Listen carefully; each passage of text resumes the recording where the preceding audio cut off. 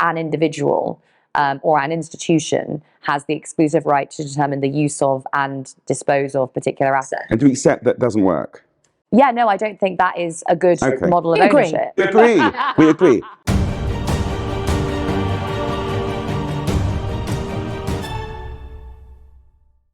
Hello and welcome to the Five Masters series, where thought leader, social entrepreneur and fair society advocate Phillip Ullmann is here with an expert guest to discuss ways in which we can create a freer society. Oversight. That's not ownership, because they've got to hold people to account. They need to coordinate things, but you've got to have the local people that are close to the coalface making the decisions with coordination in the case of the things you're talking about. There's no question. But all I'm saying to you, that's not ownership. It kind of depends on how you define ownership, because that is, again, an interesting concept that is itself not set in stone. So how would you define ownership? So, in a capitalist society... Now, any society, how would you define ownership? Well, I mean, because models of ownership differ depending on what society you live in. So the idea of ownership is a social construct. It's something that we agree on. It's like we all agree that this person has the exclusive right to use and dispose of this particular resource. But that comes from Roman law. That's not necessarily the way that ownership is understood by all societies. So some societies, for example, indigenous societies, have models of kind of collective ownership where they don't really have a sense, other than on a quite small scale, of individuals owning one thing. There's like our community owns or has the right to, at this particular point in time, determine the use of this particular plot of land, for example. So you see often that in kind of indigenous societies where there isn't, you are talking about the planet, you're talking about Mother Earth, for example. And it's not as though I have the right to use this and dispose of this however I want. It's we're guardians of this asset and we own it in common, effectively. So, in a capitalist society, that's not how ownership is understood. Ownership is understood as an individual or an institution has the exclusive right to determine the use of and dispose of particular assets. And do we accept that doesn't work? Yeah, no, I don't think that is a good model of ownership. We agree. We agree. No one's agreed. So I'm separating the concept of ownership, which I'm defining as title, the ability to make decisions about those assets. If it's a car, or I make decisions about how the asset is used. Yeah. But it's not that I'm the beneficial owner. I'm a trustee. I have title to the asset, but the beneficial owner could be somebody else. And this is a very important distinction, because that means that I can have control of the asset, but I'm not making the decisions for myself.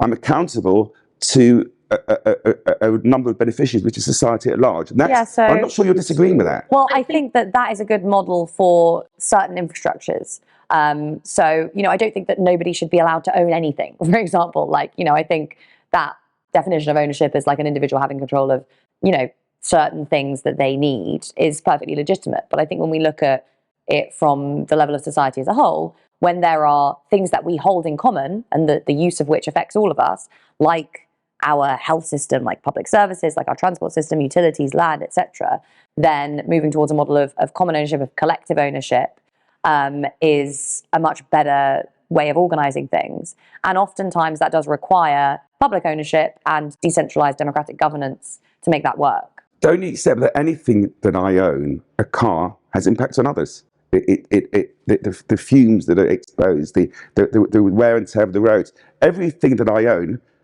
has impacts on other people as well.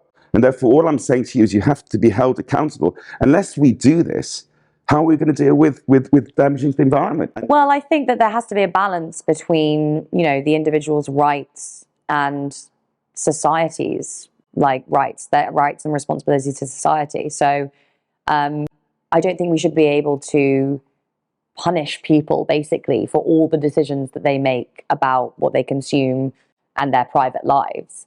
But I do think that as a society collectively, we should all have input into the decisions that are being made about our collective resources. So I'm not talking about punishing, but I'm talking about holding people to. The big distinction between us is this: I'm talking about a system based on obligations, not rights. I'm not. Well, no, yeah, I agree with that. I think that is a disagreement, because I think rights are very, very important, Yeah.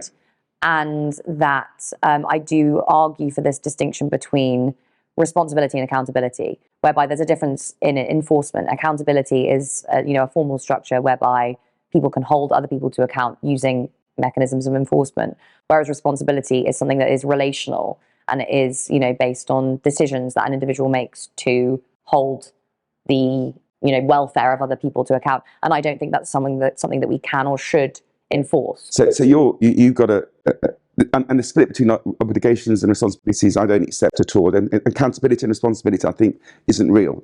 I'm not trying. That's perfectly fine. I'm very happy to have that as a fundamental point of I don't think that's real. But I think unless we build a society where it's about obligations, and I recognise that I'm accountable to everybody for everything that I do, we're not going to sort out the problems. Human rights is the problem, because human rights is about me. It's about I've got these rights, and I don't care about others. It's fundamentally selfish. Yeah, I think that's a fairly profound difference that we have, because I really do fundamentally believe that human rights are very important, and we should actually be much more rigorously enforcing those rights. Okay, go on. I was going to say, I'd love to get into this a little bit more. And I think, to be honest, the whole human rights thing is fascinating, and it's something that absolutely we should get into. agree. I'm thinking for another episode. That's what I'm thinking. Maybe you can even come back, Grace, because it's been brilliant. Just before we wrap it up, to bring it back to sort of the financial side, because of course this was all about inflation and stuff. I wanted to ask just one question, and we'll try and make it as quick as possible. But why do banks create money? The answer is, it's crazy, but they literally don't need deposits, they don't need reserves. Banks literally magic up money. It's a crazy system, and banks do it for their own purposes. What you raise is fundamental problems that we allow banks to literally do whatever they want. They're not accountable to everybody, and they are a big cause of the problems that we have, because they're inflating property prices, they're inflating financial assets, financialization. The book that Grace has written, I'm sure, touches on the fact that the banks and financialization is a lot to do with the way the banks operate. And retail price inflation is also to do with. So this concept of the banking sector we haven't got time to do it, but it's central to how one deals with inflation problems, because unless you start to get the banks accountable for people and nature, we're not going to resolve the problems with inflation. Absolutely. Grace, some final thoughts about that from you?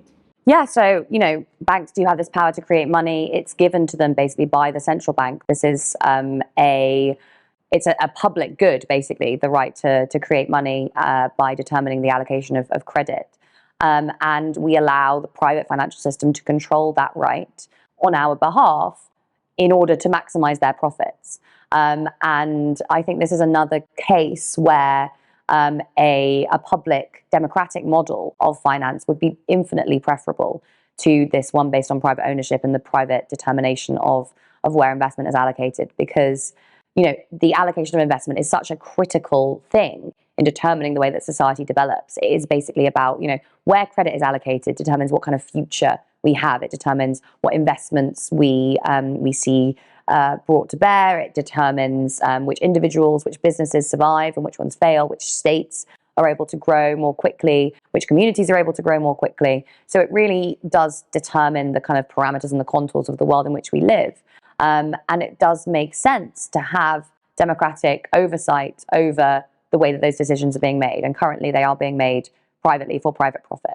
Well, listen, guys, we are out of time, but thank you very much, because it's certainly been a really interesting discussion. So thank you very much for your time. And I'm sure the conversation will continue in the comments as well.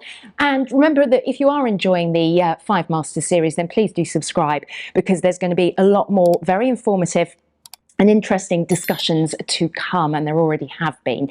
Thank you so much once again to Grace, and also to Philip, of course, and hopefully we'll see you next time here on the 5 Masters series.